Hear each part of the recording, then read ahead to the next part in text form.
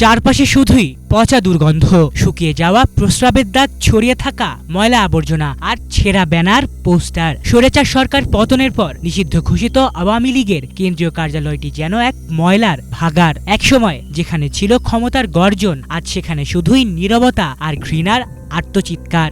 জনরোষের মুখে ধসে পড়া আওয়ামী লীগ এখন শুধুই নিষিদ্ধ এক নাম। গণহত্যার অভিযোগে আপাতত তাদের রাজনৈতিক কার্যক্রম পুরোপুরি নিষিদ্ধ করা হয়েছে ছাত্র সংগঠন ছাত্রলীগকেও। তবুও থেমে থাকেনি ফ্যাসিস্ট চক্রের ষড়যন্ত্র। সম্প্রতি ঢাকায় একটি কনভেনশন হলে গোপন বৈঠকের সময় নিষিদ্ধ ঘোষিত আওয়ামী লীগ ও তার সহযোগী সংগঠনের ২২ নেতাকর্মীকে গ্রেফতার করেছে পুলিশ। অভিযোগ উঠেছে, এই বৈঠকের উদ্দেশ্য ছিল রাষ্ট্রে অস্থিরতা তৈরি এবং নাশকতার পরিকল্পনা বাস্তবায়ন।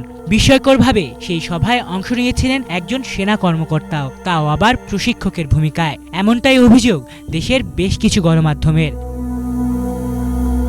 ঢাকার একটি কনভেনশন সেন্টারে ৮ জুলাই অনুষ্ঠিত হয় এই গোপন বৈঠক। দিনব্যাপী আয়োজিত সেই সভায় উপস্থিত ছিলেন আওয়ামী লীগ, ছাত্রলীগ ও অন্যান্য অঙ্গ সংগঠনের নেতাকর্মীরা। মামলার নথি অনুযায়ী সেখানে ছিলেন অবসরপ্রাপ্ত কিছু আমলাও।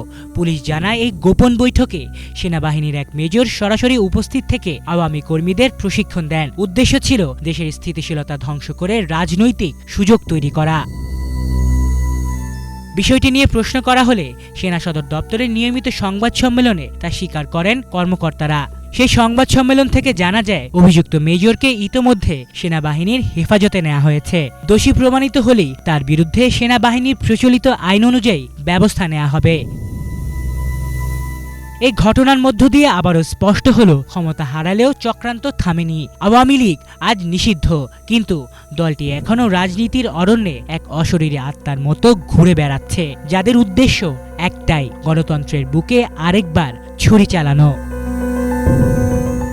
আলিফ চৌধুরী, বাংলা ভিশন।